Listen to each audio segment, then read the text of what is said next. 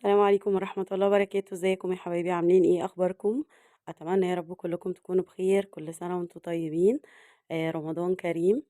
هنعمل مع بعض النهاردة وجبة تورلي باللحمة. أكلة مصرية مشهورة جدا عندنا، دي بتبقى مكوناتها خضار. هنستعمل الجزر وكوسة وبطاطس وبزلة كانت عندي في الفريزر، وده خرشوف. الخرشوف مفيد جدا. برضو كنت جايباه متنضف جاهز وحطاه في الفريزر. ومعايا صلصة. احنا يعني في العادي بتحطي طماطم مع عصير، يعني عصير طماطم فريش. بس انا دي صلصة عملتها في قوالب الكب كيك قبل رمضان كده بفترة، وحطيتها في الفريزر جاهزة على اساس ان انا اطلعها استعملها على طول. يعني تعتبر متسبكة. ومعايا توم مفروم وبصلاية. ودي اللحمة بتاعتي، انا جايبة لحمة موزة. بس الجزار قال لي لحمة حمرا كده لأ ما ينفعش. فراح حاطط لي حتة مش عارفة دهنة، يعني مش عارفة هي بصراحة اسمها ايه، ليا دهنة. المهم يعني ان هي بيبقى طعمها حلو قوي في الخضار وفي التورلي ده بالذات. و... وفي الأكلات اللي هي المفروض ان تكون دسمة شوية. بتدي طعم حلو. ومع المشويات كمان بتبقى حلوة قوي. المهم هنبتدي بقى نقطع الخضار بتاعنا. وانا بقطع البطاطس السكينة دخلت غرزت في ايدي. عملت لي السكينة بوز كده فدخلت. فتحت لي فتحة كده جامدة، فالحمد لله ان هي ما وصلتش للعروق. فاضطريت اقفلها بمنديل علشان اعرف اكمل بقية التقطيع بتاع الخضار. وطبعا يزن زي ما شفتوا كان واقف بيكمل مكاني. سبب ما انا اتعورت ان هو كان بيشد حاجات من على البوتاجاز. انتبهت له فالسكينة راحت داخلة في ايدي. المهم الحمد لله قدر الله ما شاء فعل. حوادث بسيطة ساعات كتير بتحصل، بس يعني كويس ان هي جت بسيطة، يعني ما عملتليش حاجة في العروق بتاعت ايدي او في الاوتار. هنا انا قطعت البطاطس وقطعت الخرشوف قطع مربعات ومكعبات يعني. وقطعت الجزر وقطعت الكوسة. ايه كل الحاجات اتقطعت معايا. وطبعا البزلة كده كده جاهزة. انا ما كانش عندي تحكم كويس بايدي، لان زي ما قلت لكم اتعورت، فكنت بستعمل بس الصباعين بتوع ايدي الشمال، فما كنتش عارفة امسك الحاجة كويس. قطعت البصلاية مكعبات صغيرة. ودي حتة اللي هي دي اخدت كام صوبع كده صغيرين وقطعتهم مكعبات صغيرة. وبقية الأكلة بقى هتشوفوها على النار على طول. مش يعني مش هيكون في بقى تصوير غير على النار. دي ايدي عملت ورم ووجعاني جدا، يعني بس الحمد لله الحمد لله قدر الله ما شاء فعل. المهم حطيت هنا بقى البريم، وحطيت شوية زيت، وحطيت اللي هي دي تسيح كده شوية. وأول ما ابتدى الزيت يسخن نزلت باللحمة. أنا هديها بس صدمة كده من على الوشين. في ناس كتير بتعمله ني في ني، يعني كله ني على بعض. أنا يعتبر عملته كده، بس هي اللحمة الحاجة الوحيدة اللي أنا اديتها يعني صدمة من على الوشين. علشان ما تنزّلش بقى مَيّة أو تعمل ريم في الخضار أو الكلام ده. أنا باحب يعني أدّيها صدمة كده في الأول. يا إما لو أنا شاكة إن هي هتاخد وقت في التسوية باسلقها الأول وبعد كده باحطها في التورلي. أهي أنا اديتها بس تقلبتين كده.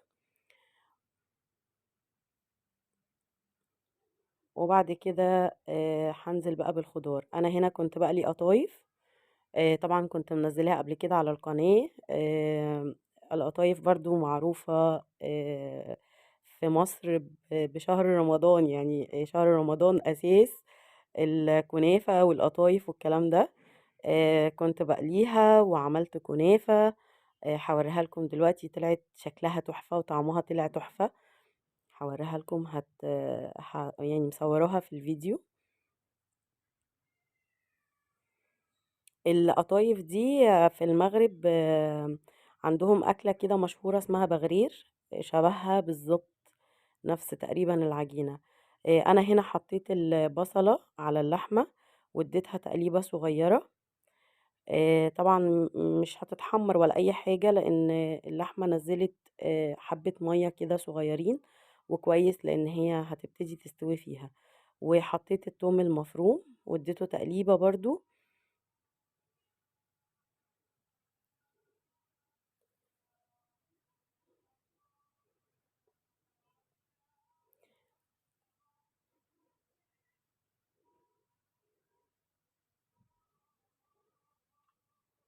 الأكلة دي حلوة جدًا ومغذية وكلّها خضار، جرّبوها هتعجبكم أوي. ممكن تحطّي كمان فاصوليا خضرا، بس أنا مش من هواة الفاصوليا الخضرا الصراحة ولا البسلة، بس أنا حطيت شوية بسلة صغيّرين، يعني يبقى الطبق فيه خضار متكامل يعني.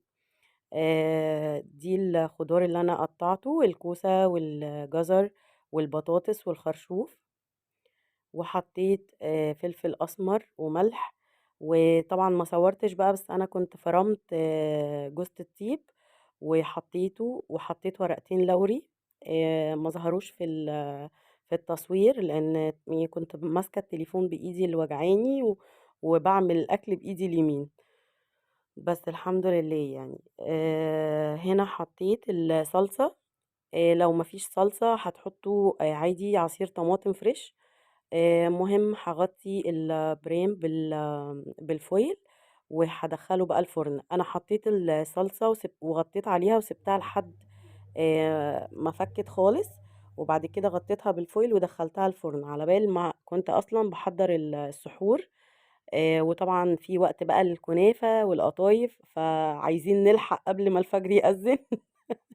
بس سويت الأكل بالليل، لإن أنا كمان الوقت بتاع الصيام ده باصحى متأخر جدًا، لإن أنا بانام الصبح، فمش بالحق الصراحة أعمل أكل لمّا بيكون في أكلات بتحتاج وقت طويل، باعملها من بالليل.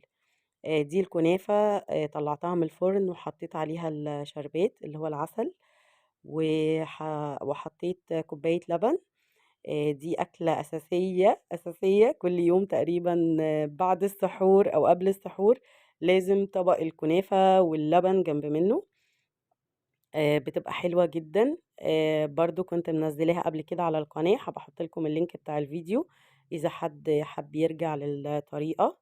أنا باعملها بالبندق بس مش باحط زبيب وجوز هند، لإن هُم بيحروقوا في الفرن لمّا الكنافة بتقعد وقت طويل، وأنا باحبها تكون متحمّرة أوي، يعني مش باحبها تطلع فاتحة. ف مش بيستحملوا النار فبيتحروقوا جوّه. أنا باعملها بس بالقشطة وباحط البندق، أي نوع من أنواع المكسرات، بس أنا باحبها بالبندق يعني. وده اللبن، طبعًا لبن سخن وكنافة سخنة وكانت جميلة جدًا الصراحة. يالّا ألف هنا وشفا. هابقى أنزّل لكم اللينك بتاع الفيديو إذا حد حابب يرجع لطريقتها يبقى يبُص.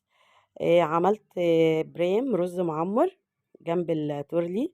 حطيت كوبايتين رز غسلتهم وحطيتهم وحطيت عليهم ملح ومعلقتين سمنة بلدي كده حلوين، وحطيت كوبايتين لبن، وبرضه غطيته بالفويل ودخّلته الفرن مع التورلي الاتنين ياخدوا التسوية بتاعتهم في الفرن. الكوباية الأولانية ما كانتش مليانة أوي، وطبعًا الرز كان مالي الكوباية، فأنا زوّدت شوية لبن صغيّرين. هو المفروض الرز بيتحط كوبايتين، يتحط كوبايتين سائل، يعني سواءً مَيّة أو لبن أو أيًا كان، يعني على نفس مقدار الرز بنحط السائل بتاعنا. وغطيته بالفويل وبرضه دخّلته الفرن. ال الرز طبعًا في البرام ناس كتير أوي عارفين طعمه بيبقى عامل إزاي، خرافي. وبيتحط عليه كمان القشطة اللي هي بتاعة اللبن، بتدّي له تحمير كده من على الوش، بيبقى لونه بني شوية. وطعم حلو أوي، بس أنا كنت لسه جايبة اللبن ما لحقش يعمل قشطة طبعًا، كنت لسه غالياه. فما حطيتش. هو كده كان بعد ما استوى شكله، وده التورلي بعد ما استوى. الخضار كان ما شاء الله يعني ماسك نفسه ومستوي، ومش مش طري أوي بقى معجن، واللحمة كانت دايبة خالص مستوية خالص. جربوها بالطريقة دي هيعجبكم قوي. وكده الفيديو بتاعنا خلص، اتمنى يكون عجبكم. مع السلامة.